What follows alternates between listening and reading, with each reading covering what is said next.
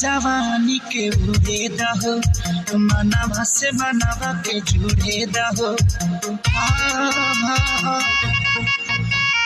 छीटा जवानी के उड़े दहो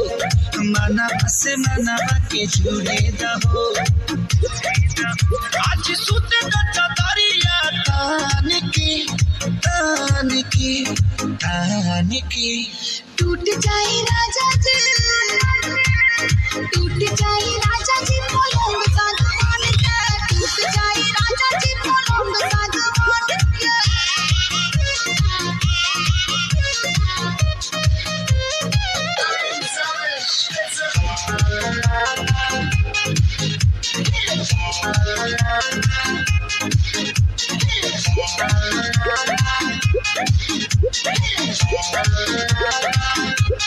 छुए त बदन की देखो न कटन की चदरा बिछा दे हमी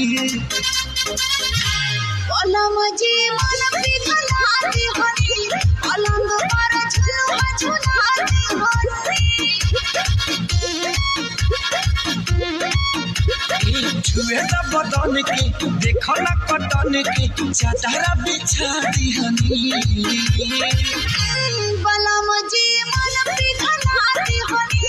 पलंग पर झुलुआ झुलाती हनी परियार बाटे बेटे अब फान के टूट जाए राजा जी टूट जाए राजा जी पलंग सागवान के टूट जाए राजा जी पलंग सागवान के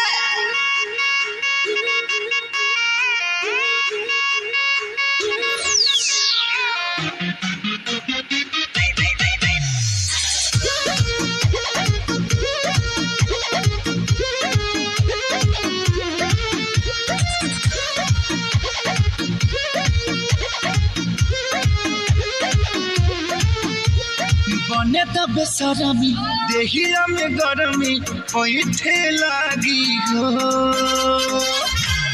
अमरिया ऐठे लागी हो नस नस पैठे लागी हो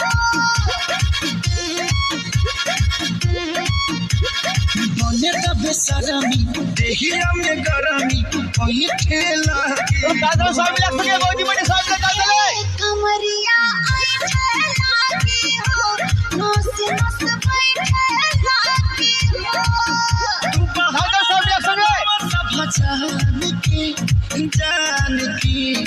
जान की टूट जाए राजा जी